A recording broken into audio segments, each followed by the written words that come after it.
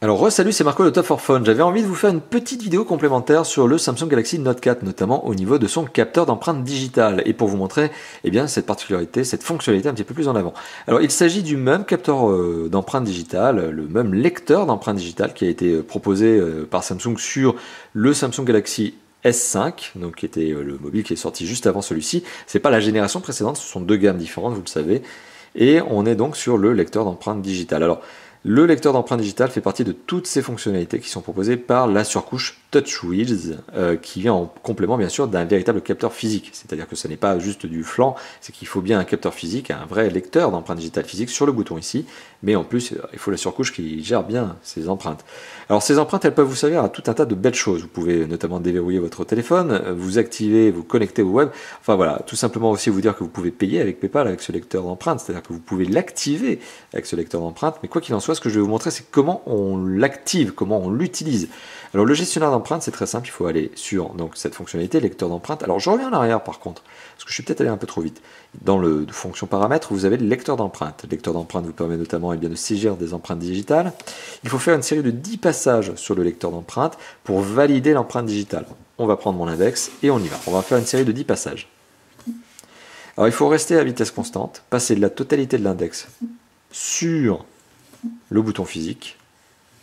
Si vous déviez, ça ne va pas marcher. Donc il faut vraiment être précis. Mais bon, vous voyez, hein, je n'ai pas trop de mal non plus, il faut être précis, mais garder une vitesse constante. Oh. Voilà, tenir le téléphone aussi parce qu'il a tendance à glisser. Hein. Voilà. Voilà, là j'ai validé mes 10 séries, ma série de 10, pardon. Ok, là je vais enregistrer. Là j'enregistre une deuxième empreinte.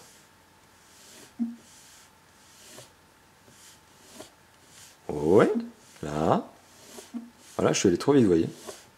En plus, je suis décalé.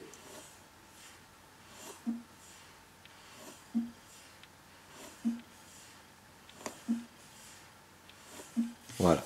Alors c'est un peu fastidieux, mais une fois que vous l'avez activé, c'est nickel. Là, après, il vous faut rentrer un mot de passe. 6 caractères minimum, c'est le mot de passe qui va vous permettre de gérer vos empreintes digitales. Voilà. Quand vous ne pouvez pas utiliser vos empreintes digitales, je sais pas, vous avez des gants, mais enfin bon, quand vous avez des gants, vous ne pouvez pas utiliser votre écran, mais je sais pas, par exemple le lecteur d'empreintes digitales n'arrive plus à vous calculer, bah voilà, vous avez quand même le mot de passe. Alors il faut 6 caractères dont une lettre. Voilà, je n'ai pas été hyper imaginatif. Voilà. Donc là, j'ai activé tout simplement le mode empreinte digitale pour le verrouillage de l'écran, donc le verrouillage du téléphone. Donc je vais sortir de là, maintenant je vais verrouiller le téléphone.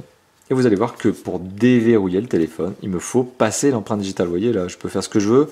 Il faut vraiment que je le passe avec mon doigt. Voilà. Donc ça, c'est la fonction lecteur d'empreinte digitale. Alors après, bien sûr, vous pouvez gérer vos empreintes digitales, en mettre plusieurs, ou tout simplement supprimer l'empreinte digitale. Auquel cas, si vous avez envie de supprimer l'empreinte digitale, vous êtes obligé de refaire le coup du passage de l'empreinte digitale.